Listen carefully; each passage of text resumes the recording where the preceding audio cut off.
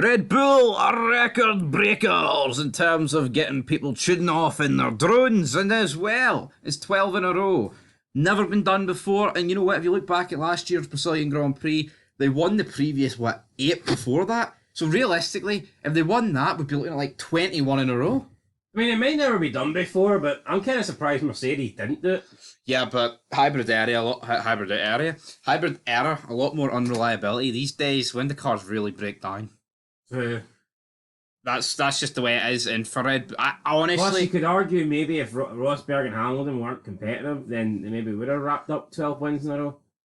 Them battling each other could have maybe let other guys in. yeah, well, it did on numerous occasions, but let's be real, Monaco was the chance. Monaco was the chance for someone other than Red Bull to win this I year. think Monaco was Alonso's last chance, just based on, at least for this season. I think Alonso will be lucky if he's on the podium again. He said, I'll not be off the podium for the rest of the season. Well, I think he'll be lucky. This was one of the tracks Alonso said he had a chance. And he finished ninth. His worst race this season. Yeah, like we can say he finished ninth, right? But it's not like he underperformed or he was poor. I would say ninth is pretty close to the maximum he could have got today. I didn't really see much more in that Aston Martin. I think at best, he could have beat the Ferraris. And maybe you could argue he could be keeping Russell behind him because he started so far back. But, my opinion... Yeah, but you look at the Mercedes stuck it on pole and then Hamilton late on, closing down Perez. The Mercedes actually looked pretty good today. Just for Hamilton, for some reason, went off the pace, like in the middle part of the race. But other than that... Yeah, but it was all good. But as for the race, turn one, I mean, you're thinking, right, what if Max drops down to like P4? Bit of chaos. The guy in second place never leads? Never's led or whatever. Well, He's the guy in second place, I think, has led once after, in 30 years. and apparently the guy in third place, majority of the time, gets the guy in second. That didn't happen here today. Hamilton, I mean, he's tried to squeeze Max out, but he must have knew that to have any chance of winning this race, he had to keep him behind. I think once Max was side by side, Hamilton was an idiot. He should have took the widest line he could have, so you'd have to cut back on Max. That's what I would have done.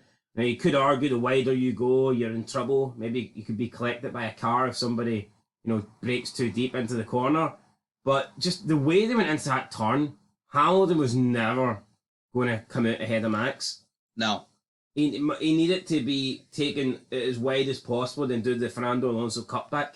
That was his best chance of getting the position back, but he didn't do that for whatever reason. And then, no offence to Piastri, but his pace was good first, I'm not going to lie, but I just felt like as soon as he got into second place, the race was over. It was misleading, Oscar Piastri's first stint Because, pace. it's like a buffer, really. And then you got Hamilton, who actually drops behind Norris. And no offence to Piastri, but if anyone's going to challenge Verstappen today, it was either going to be Hamilton or Norris. Yeah. And to put him in there, you're just putting an extra car, and it wasn't good. Pretty much the race finished at turn 2. Yeah. I'm not, I don't want to be negative, but Yeah, we did have overtakes, but I'm just... I had overtakes, but how many actually mattered? Let's be real. Yeah, like, even the Perez-Hamilton-Piastri battle for third, it kind of just petered out.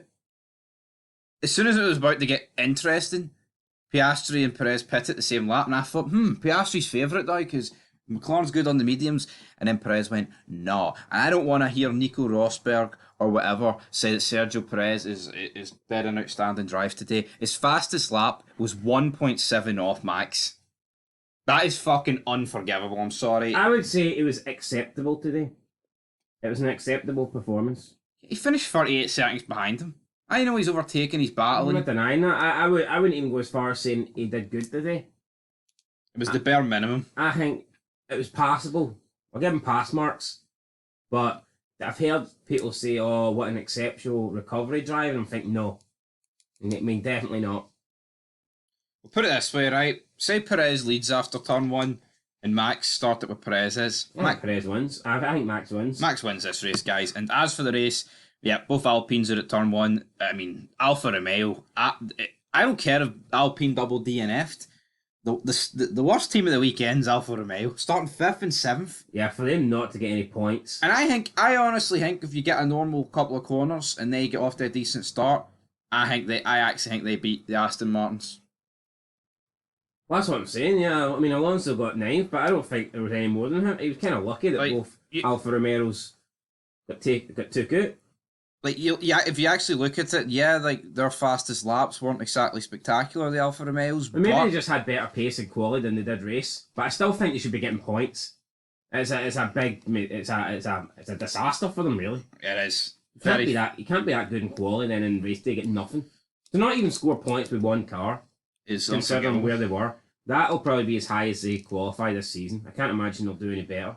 I agree with what he's saying, guys, and yeah, that's pretty much how it finished. For Verstappen, for Norris, for Perez, Hamilton, Piastri, Russell, Leclerc, Sainz, Alonso, Stroll. The order for the grid, it's Red Bull, McLaren, Mercedes, and Ferrari. I think that's pretty, and then Aston Martin. I do not know. I mean, you know what? I actually think it's quite intriguing how this grid has flipped and flopped this season between who's like where about in the pecking order, but at the end of the day, it's Max winning every fucking race. It'd be much more intriguing if McLaren were fastest one week than fifth the next. But in reality, it's Yeah, the teams might be flopping around, but really, the only thing is switching is who's second best. The lead's never switching. The lead's never really in doubt. yeah. And up next is Spa, and I just don't see how that's going to. I mean, I would love this to have F1 where one week you go and McLaren are the fastest, next week it's Mercedes, next week it's Ferrari. But it's not. It's Red Bull's the fastest every week, and then maybe whoever's second might switch up and change a little bit. Yeah, that's literally it, guys. I would say there's been 4 teams this season that have been second fastest. I would argue at one point. I would say start of the season probably it was Aston Martin, possibly Ferrari. I think Ferrari looked good. First couple of races as well, Oh, they look good. They look good in Baku. and then They look good in Austria. I would say the first 5 or 6 races it was switching between Aston Martin and Ferrari.